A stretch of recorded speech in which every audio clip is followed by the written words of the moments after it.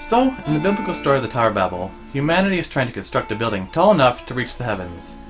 God looks down upon them and is displeased with mere mortals attempting to reach his level of greatness. To put an end to this, he gives each of them different languages. Unable to communicate, they can no longer make progress and thus decide to part ways. Luckily, acts of God aren't the only force required for linguistic development. You know, languages often change on their own, more or less. Using international studies as our starting point, we can use an interdisciplinary approach to take a tour of Babel and this complex creation we call language.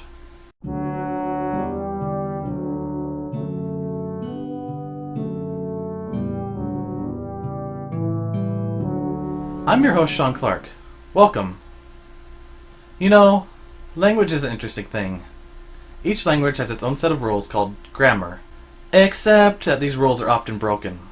This is because the evolution of language is organic and unruly, whereas grammar can only pursue, attempting to extrapolate method from madness. In addition, language is infinitely versatile. It is in the realm of possibility to create a phrase that has never been spoken, written down, or even thought of before. For example, International Studies teachers are easy graders. In essence, language is just a big bin of building blocks that can be put together in innumerable ways, a beautiful mixture of structure and creativity. Humans are the only creature on this planet that truly use language to communicate. Great minds ponder why this is, and how we humans make use of it. This is where anthropology comes in.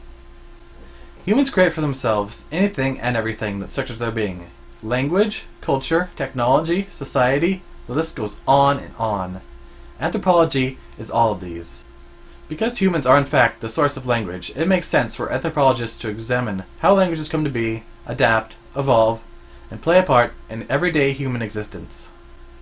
So, how do anthropologists look at the change of language? Well, somewhere in Homo sapien history, we learned to form speech from simple sounds, something that no other species had done before or would ever manage to do. Humans invented the wheel, discovered fire, and then created words that would represent these things. Later, they would create grammar to express that those words are nouns, as well as many other aspects of language. Now, imagine if these prehistoric humans had taken fire, the wheel, and pretty much every other thought they held on to, and just did nothing with them. If they never applied any sort of unique linguistic identifier to anything, the one question this brings up is how does one internalize information if they don't have words to process it by? It's like asking what a deaf person's internal monologue is, or what a blind person sees when they dream. Luckily, the blind YouTuber Tommy Edison can help us with the second one. You guys have been asking an awful lot of questions about what it's like to be blind and stuff. So today I'm going to tell you. So I've been blind since birth, so I've never seen anything in my life. So one of the things that you guys wonder about is if I can see in my dreams. And I think because I've never seen it in real life, my subconscious doesn't know what it'd be like to see either. So no. I mean, the way it works for me is just the way my life occurs, right? So it's all smell, sound, taste, and touch. That's all there is. For him, he internalizes only what he can process, namely all of his senses besides sight. You know, as an individual with sight and hearing, I just can't imagine a world without visuals or sounds, just as I can't imagine what happened in the brains of our prehistoric ancestors. However, what is clear is that externalizing their internal thoughts became important enough to create meaningful forms of communication.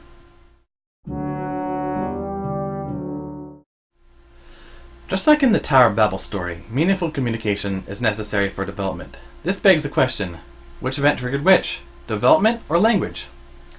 In William Proft's essay, Form, Meaning, and Speakers in the Evolution of Language, there is this to be said. Where did the language of thought come from? The world does not come parsed into language-like predicate-argument structures. I suspect that by the time our ancestors had analyzed the world into such structures, they were well on their way to formulating them as multi-word utterances. In other words, the evolution of conceptualization and the evolution of language probably proceeded hand in hand. This is to say that our ancestors were laying the paved stones in the path as they were walking along them. Language changed because the way humanity thinks changed. Take it like this. The human brain named itself. In the modern age, it seems language is evolving faster than ever. As technology develops at exponential rates and brings people together, it changes the dynamic of language evolution and use. In regards to electronic communication, people started off simply emailing and faxing. This would evolve into IMing, texting, tweeting, Skyping, Snapchatting, FaceTiming. So, what's next in the world of communication? The first thing is obvious. Technology allows people to be a part of an ever-growing social environment that is no longer bound to conventional systems. Once again, in order to keep up with this new development, language must evolve as well. Susan Cook defines this as a linguistic frontier. In fact, email and the internet represent a whole range of linguistic innovations. From a substantial lexicon that needs constant updating, to new styles, conventions, and modes of written expression, and entire new language varieties, such as NetSpeak.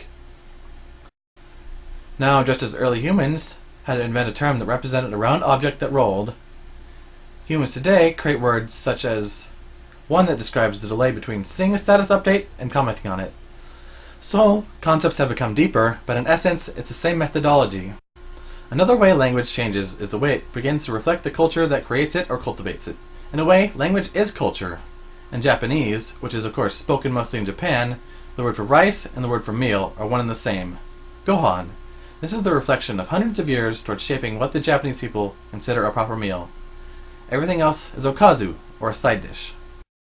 So, in the end, what would anthropologists say about the way language changes? Development is without a doubt something that humanity is prone to. It's really hard to make a judgment call on such a thing so innate to mankind. Without a doubt, modern-day speech and language is much more refined and expressive than grunts and ambiguous gestures of the past. It is doubtful to consider that someone would want to return to this. With that in mind, it is safe to say that anthropology embraces linguistic change, as it is a part of what makes the discipline what it is. And there you have today's Tour of Babel. From Humboldt State University, this is Sean Clark. Until next time, thank you.